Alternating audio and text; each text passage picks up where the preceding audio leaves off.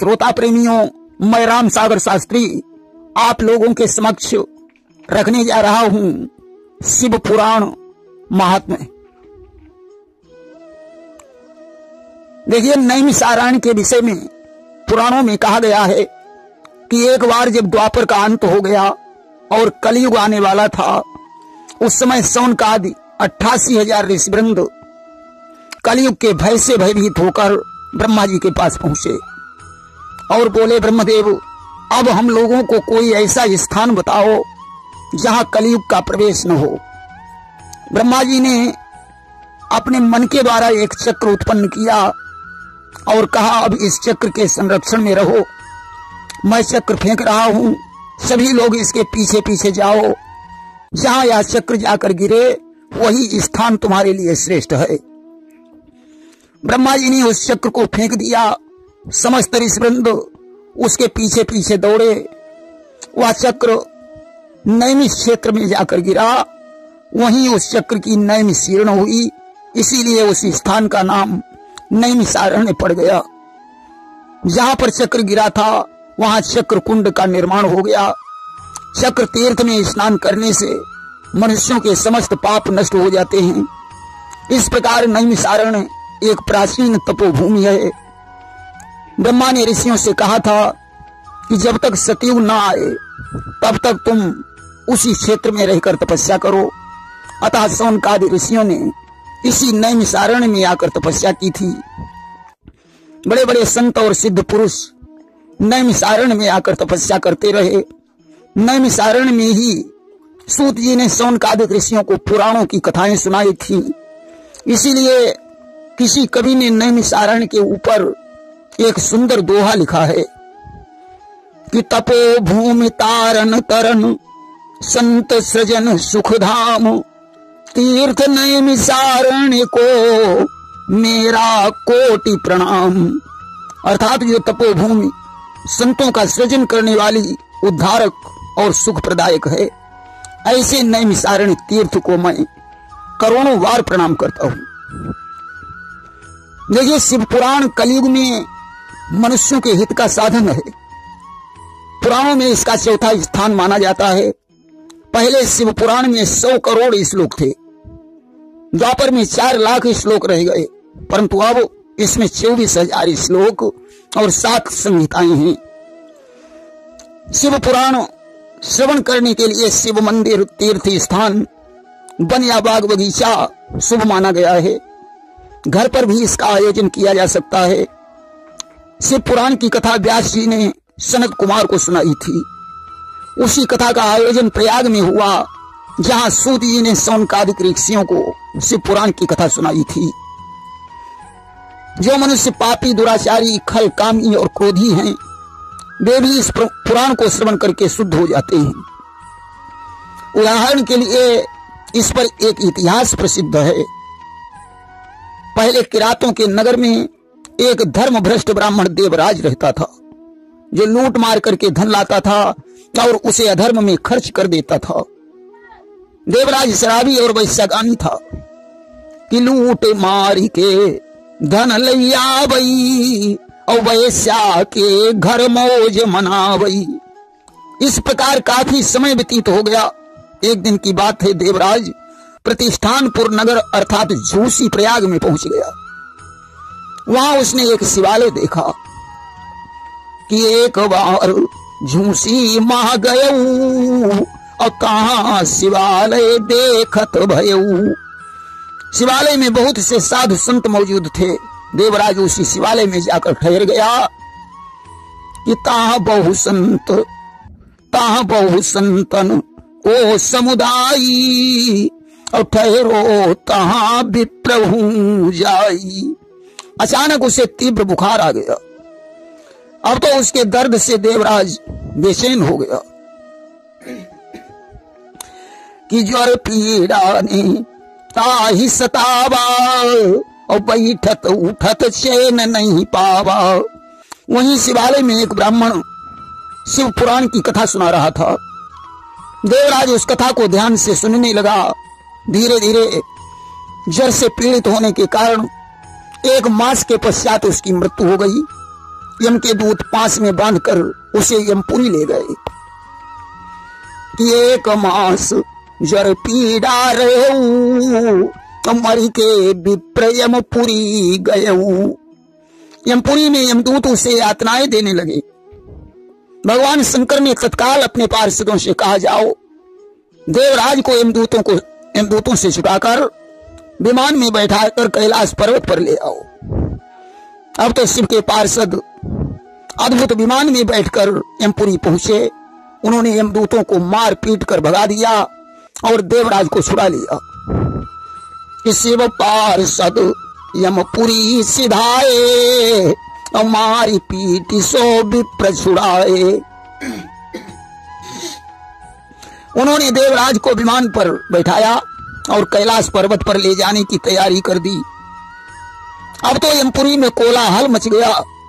देवराज जैसा पापी कैलाश पर्वत पर ले जाया जा रहा है। आज कोलाहल को सुनकर यमराज अपने कक्ष से बाहर आए कि यमपुर भयो कोलाहल भाई और सुनी यमराज गए ताह आई। यमराज ने जैसे ही शिव के पार्षदों को देखा उनकी पूजा करने लगे। ज्ञान की दृष्टि से उन्होंने सारे वृत्तांत को समझ लिया कि देवराज महान पापी है, परंतु इसने शिव पुराण की कथा सुनी है, अतः यह कैलाश जाने का अधिकारी है। उन्होंने हाथ जोड़कर निवेदन किया कि आप देवराज को ले जा सकते हैं।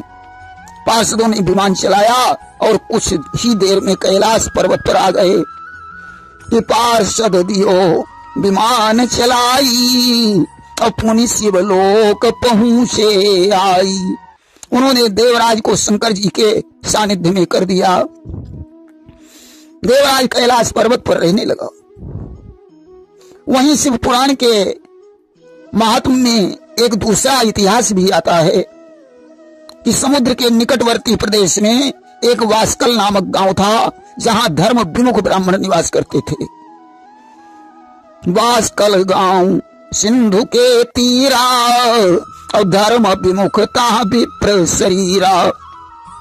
सभी ब्राह्मण किसानी करते थे, वे अस्त्र शस्त्र भी रखते थे कि सकल विप्र कहाँ करहीं किसानी और राखहीं अस्त्र शस्त्र अभिमानी।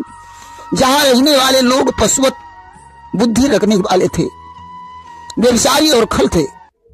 अन्य वर्णों के लोग भी वैसे ही थे। वहां की स्त्रियां कुटिल और व्यभिचारिणी थी। उसी वास्कल नामक गांव में एक बिंदुक नाम का ब्राह्मण रहता था, जो नीति को छोड़कर अधर्म पर चलता था कि बिंदुक विप्र कहाँ एक राही और करई अधर्म नीति नहीं गाई। बिंदुक तो वैश्यागामी था, परंतु उसकी पत्नी चंचला परम सुंदरी और धर्मनिष्ठ थी। किते ही घर राही चंचला नारी और धर्मनिष्ठ शशि बदन उजारी। बिंदुक अपनी पत्नी को छोड़कर वैश्या के चक्कर में पड़ा रहता था। चंचला कुमार्ग पर पैर रखने को पाप समझती थी। बहुत दिनों तक तो चंचला ने अपने धर्म को बचाए रखा, परंतु काम से पीड़ित होकर चंचला ने भी किसी पुरुष से अपना संबंध जोड़ लिया कि वैश्यागामी पति जब भयऊ और नारी कुपंथ माही पग दयऊ। एक दिन बिंदुक ने उसे पराये पुरुष के साथ देख लिया। उसने पत्नी को मारा पीटा। चंचला ने कहा, स्वामी इसमें हमारी कोई गलती नहीं है, मुझे तो मजबूर होकर ऐसा करना पड़ा। बिंदुक ने कहा, तो ऐसा कर, उस पुरुष से तुम पैसा लेकर मुझे देती रहे, मैं तेरे कार्य में कोई बाधा नहीं पहुंचाऊंगा। अब तो चंचला पैसा लेकर बिंदुक को देने लगी। बिंदुक सारा पैसा वैश्या के ऊपर लुटा देता था। वह वैश्या को ही अपनी पत्नी समझ रहा था और वैश्या अपने बाप की भी सगी नहीं होती, तो किसी दूसरे की क्या हो सकती है। उसे तो सिर्फ दौलत से प्यार होता है। धीरे धीरे एक दिन वो भी आया कि बिंदुक की मृत्यु हो गई। यम के दूत उसे पास में बांधकर यमपुरी ले आए, जहां नाना प्रकार की यातनाएं भुगताई जाने लगी कि बिंदुक मरी जब की न पयाना और यमपुर माह भोगे दुख नाना।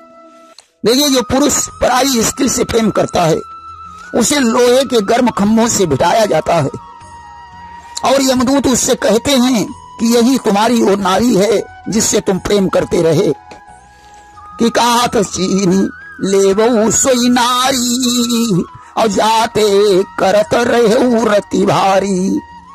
आज तो नाना प्रकार की यातनाएं भोगने के पश्चात जो पाप शेष रह गए उन्हें भोगने के लिए बिंदु विंध्याचल पर्वत पर पिशाच बनकर रहने लगा। कि पुनि का सुपाप छूट जब गए विंध्याचल पिशाच सो भयऊ। इधर चंचला को पति के मरने का कष्ट हुआ।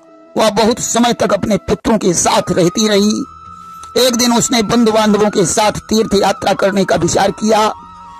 अस्तु वह गोकर्ण तीर्थ में पहुंची। कि नारी चंचला बंधु समेता गई गोकर्ण तीर्थ हेता। वहां उसने तीर्थ में स्नान किया और घूमती घामती एक देव मंदिर में पहुंच गई, जहां एक पंडित जी शिव पुराण की कथा सुना रहे थे। चंचला वहां बैठकर कथा सुनने लगी। पंडित जी ने कहा, जो स्त्रियां पर पुरुषों के साथ व्यभिचार करती हैं, यमराज उनके शरीर में लोहे का परिघ डालते हैं। कि ताहा विप्र शिव कथा सुनाई और पाप कर्म दीनों प्रगटाई। अब तो ज्यों ही चंचला ने यह शब्द सुने वह भय से कांपने लगी। हाय मैं कितनी पापनी हूं, अब तो मुझे घोर यातनाएं भोगनी पड़ेंगी। कथा समाप्त होने के पश्चात सभी लोग चले गए। चंचला एकांत में पंडित जी के पास पहुंची। उसने उनके चरणों में अपना सिर रख दिया और कहने लगी, पंडित जी आप ही हमारे गुरु हैं। मेरा पति वैश्यागामी था, मजबूर होकर मुझे किसी पुरुष से अवैध संबंध बनाना पड़ा। अब आप ही हमारी मुक्ति का कोई उपाय बताइए। ऐसा कहकर वह विलाप करने लगी। कि विप्र चरण गिर गिरा उचारी और के ही विधि मिटई पाप मम भारी। पंडित जी ने कहा, देवी तुम्हें समय पर चेत हो गया है, अब शिव की शरण में जाने से तुम्हारा कल्याण हो जाएगा। शिव पुराण की कथा सुनने से तुम्हारी बुद्धि शुद्ध हो गई है, वैराग्य का उदय हो गया है।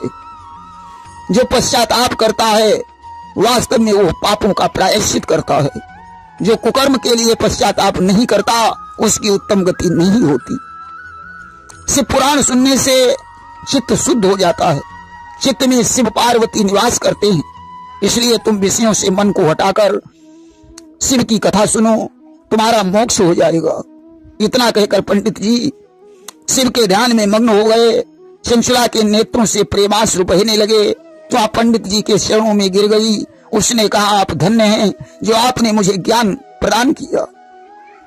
इस प्रकार वह पंडित जी की सेवा करने लगी और शिव पुराण की कथा श्रवण करने लगी। उसका चित्त शुद्ध हो गया।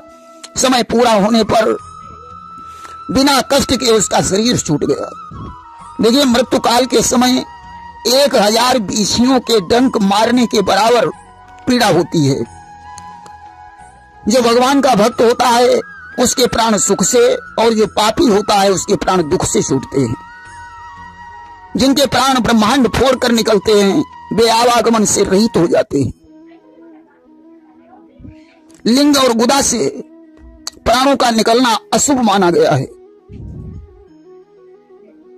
आज चंचला के प्राण बिना कष्ट के छूट गए। शिव ने पार्षदों से उसके लिए विमान भेजा। चंचला दिव्य रूप धारण करके विमान पर बैठकर शिवपुरी को चली गई। कि अंत काल छुटी गयो शरीरा अमरी के गई शंभु के तीरा। वहां उसने पंचमुखी और 3 नेत्रों वाले शिव के दर्शन किए। चंचला ने शिव को प्रणाम किया। शिव ने उसे अपने पास बुलाया और मीठे वचनों से संतुष्ट किया। पार्वती जी ने उसकी भक्ति देखकर उसे अपनी सखी बना लिया। कि निरख नारी की भक्ति दृढ़ाई और गिरिजा लीनो सखी बनाई। एक दिन चंचला ने हाथ जोड़कर पार्वती जी की स्तुति की। गिरिजा ने प्रसन्न होकर उससे वरदान मांगने को कहा। कि हुई प्रसन्न गिरिसुता बखाना और देवी मांगू हम ते वरदाना। चंचला ने हाथ जोड़कर कहा कि मेरे पति बिंदुक इस समय कहाँ और किस हालत में हैं, मुझे इतना बताने की कृपा करें। मैं पति से संयुक्त होना चाहती हूँ कि मम पति को संयुक्त कर दीजिए। और इतना कहा देवी अब कीजिए। मेरे पति वैश्यागामी थे, उनकी मृत्यु हो चुकी है। पार्वती ने कहा सखी तुम्हारा पति कई वर्षों तक नर्क में रहा और शेष पाप का फल विंध्याचल पर्वत पर पिशाच बनकर भोग रहा है। वह सिर्फ वायु का आहार करता है, उसे पिशाच योनि में बहुत कष्ट हो रहा है। अब तो ऐसे शब्द सुनकर चंचला दुखी हो गई। उसने प्रणाम करके कहा देवी आप महान हैं, हमारे पति का उद्धार कर दीजिए। गिरिजा ने कहा कि हे सखी तुम्हारा पति अगर शिव पुराण की कथा श्रवण करे तो उसकी उत्तम गति हो सकती है। चंचला ने कहा देवी मेरे पति को शिव पुराण सुनाने की व्यवस्था कीजिए। आज गिरिजा ने शिव की उत्तम कीर्ति का गान करने वाले देवर्षि नारद के परम मित्र गंधर्वराज तुम्बरु को बुलवाया और उन्हें सारी कहानी बताई कि गिरिजा तब तुम्बरु ही बुलाई और सकल कथा दीन ही समझाई और कहा तुम मेरी सखी के साथ विमान पर बैठकर विंध्याचल पर्वत पर जाओ। मेरी सखी का पति वहां पिशाच बना हुआ मिलेगा, तुम उसके आगे शिव पुराण की कथा का प्रवचन करना। और हमारे कहे बिंद गिरिजाबहु अप्रेत ही शिव की कथा सुनाबहु। शिव पुराण की कथा सुनकर वो प्रेत योनि से मुक्त हो जाएगा। तब विमान में बैठाकर यहाँ मेरे पास ले आना कि मुक्त शरीर विमान चढ़ाई और लाबहु हमारे पास लिवाई। आज चंचला के सहित तुम्बरु विंध्याचल पर्वत पर पहुंचे।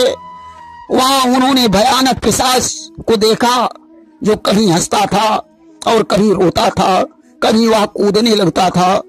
तुम्बरु ने उसे पांसों द्वारा बांध लिया, विंध्याचल पर्वत पर मंडप की रचना की, संपूर्ण लोकों में प्रचार कर दिया कि पार्वती के आदेश पर पिशाच के उद्धार हेतु शिव पुराण की कथा होने जा रही है। तमामों देव ऋषि वहां पहुंचे। पर्वत पर कल्याणकारी समाज जुड़ गया। तुम्बरु ने पांसों में बांध करके पिशाच को आसन पर बैठाया, हाथ में वीणा उठाई और विद्येश्वर संहिता से लेकर वायु संहिता तक महात्मा सहित शिव पुराण की कथा का वर्णन किया। उसका पिशाच शरीर नष्ट हो गया। वह दिव्य रूप होकर शिव का गुणगान करके चंचला के सहित विमान में बैठ गया। समस्त लोग अपने अपने धाम को चले गए और लीनो निज विमान बैठाई और शिव के पास पहुंचे आई। तुम्बरु से